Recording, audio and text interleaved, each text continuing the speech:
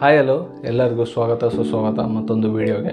ಇವತ್ತು ಯೇಸುಸ್ವಾಮಿ ಮರಣ ಹೊಂದಿದ ನಂತರದ ದಿನದ ಬಗ್ಗೆ ನಾವು ತಿಳ್ಕೊಳ್ಳೋಣ ಪ್ರಿಯರೇ. ಬೈಬಲ್ನಲ್ಲಿರುವಂಥ ಮತ್ತಾಯನ ಬರೆದಂಥ ಸುವಾರ್ತೆ 27ನೇ ಅಧ್ಯಾಯ 61ನೇ ವಚನದಿಂದ 66ನೇ ವಚನದವರೆಗೂ ನಾವು ಓದ್ಕೊಳ್ಳೋದಾದರೆ, ಯೇಸುಸ್ವಾಮಿ ಮರಣ ಹೊಂದಿದ ನಂತರದ ದಿನದ ಬಗ್ಗೆ ಅಲ್ಲಿ ಬರೆಯಲ್ಪಟ್ಟಿರೋದನ್ನು ನಾವು ನೋಡ್ಬೋದು. ನನಗನ್ಸಿರೋ ಪ್ರಕಾರ ಜಗತ್ತಿನಲ್ಲೇ ನಿಶಬ್ದವಾದಂಥ ದಿನ ಯಾವುದಾದ್ರೂ ಇದ್ದರೆ ಅದು ಯೇಸುಸ್ವಾಮಿ ಮರಣ ಹೊಂದಿದ ನಂತರದ ದಿನ ಅಂತ ನನಗೆ ಅನಿಸುತ್ತೆ.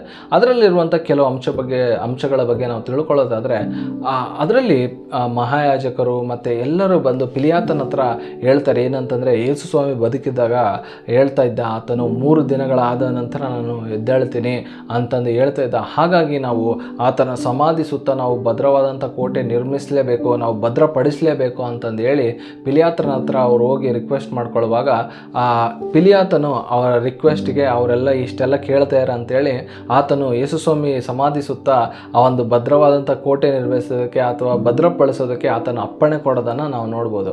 ಬಟ್ ಆದರೆ ಪಿಲಾತನಿಗೆ ಒಂದು ಡೌಟ್ ಬರುತ್ತೆ. ಏನಂತಂದರೆ, ಸತ್ತವರು ಯಾರು ಕೂಡ ಇದುವರೆಗೂ ಬದುಕಿರುವಂಥ ಇತಿಹಾಸನೇ ಇಲ್ಲ.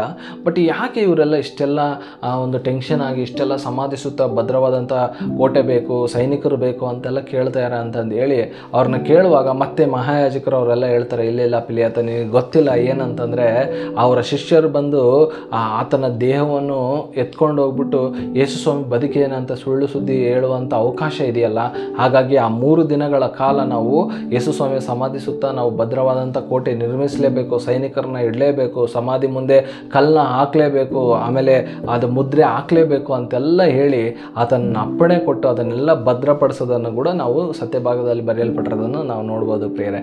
ನನಗೆ ಅನಿಸಿರೋ ಪ್ರಕಾರ ಈವನ್ ಆತನ ಹಿಂದೆ ಬಂದಂಥ ಶಿಷ್ಯರು ಕೂಡ ಯೇಸುಸ್ವಾಮಿ 3ನೇ ದಿನದಲ್ಲಿ ಎದ್ದೇಳ್ತಾನೆ, 3ನೇ ದಿನದಲ್ಲಿ ಇದೆಲ್ಲ ಆಗುತ್ತೆ ಅಂತೇಳಿ ನಂಬಿದ್ರಂತಲ್ಲಿ ಸತ್ಯಭಾಗದಲ್ಲಿ ಎಲ್ಲೂ ಇಲ್ಲ. ನಂಬಲಿಕ್ಕೂ ಕೂಡ ಆಗಲ್ಲ ಅಂತ ಅನಿಸುತ್ತೆ. ಬಟ್ ಆದರೆ ಈ ಮಹಾಯಾಜಕರು ಮತ್ತು ಪರಿಸಾಯರು ಇವರೆಲ್ಲರೂ ಕೂಡ ಯೇಸುಸ್ವಾಮಿ ಖಂಡಿತವಾಗ್ಲೂ ಎದ್ದೇಳ್ತಾನೆ, 3ನೇ ದಿನದಲ್ಲಿ ಎದ್ದೇಳ್ತಾನೆ ಅನ್ನುವಂಥ ನಂಬಿಕೆ ಅವರಲ್ಲಿ ಇದ್ದಿದ್ದು ಭಾಳ ಆಶ್ಚರ್ಯ ತಂದಿದೆ ಪ್ರಿಯರ. ಅಂದರೆ ಅವರು ಭಾಳ ಡೌಟ್ ಪಡುವಂಥ ವ್ಯಕ್ತಿಗಳು, ಭಾಳ ಅಪನಂಬಿಕೆಯಲ್ಲಿರುವಂಥ ವ್ಯಕ್ತಿಗಳು. ಯೇಸುಸ್ವಾಮಿನ ಅವ್ರು ನಂಬುತ್ತಾನೇ ಇರಲಿಲ್ಲ, ಎಲ್ಲ ಇದರಲ್ಲೂ ಪ್ರಶ್ನೆಗಳನ್ನು ಕೇಳ್ತಾ ಇದ್ದಂಥ ವ್ಯಕ್ತಿಗಳು. ಬಟ್ ಆದರೆ ಯೇಸುಸ್ವಾಮಿ ಮರಣ ಹೊಂದಿದ ನಂತರ ಅವರು ಮತ್ತೆ ಪುನರುತ್ಥಾನ ಆಗ್ತಾನೆ ಅನ್ನುವಂಥ ನಂಬಿಕೆ ಅವರಲ್ಲಿ ಇದ್ದಿದ್ದು ನನಗೆ ಭಾಳ ಆಶ್ಚರ್ಯ ತಂದಿತ್ತು ಪ್ರಿಯರೇ.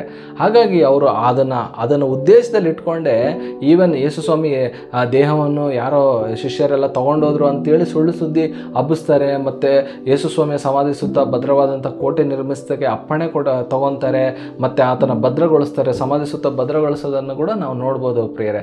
ಇದ್ರ ಬಗ್ಗೆ ನಿನ್ನ ಅಭಿಪ್ರಾಯಗಳು ಏನು ಅನ್ನೋದನ್ನು ನೀವು ಈ ವಿಡಿಯೋದ ಕಮೆಂಟ್ ಮೂಲಕ ತಿಳಿಸಿ.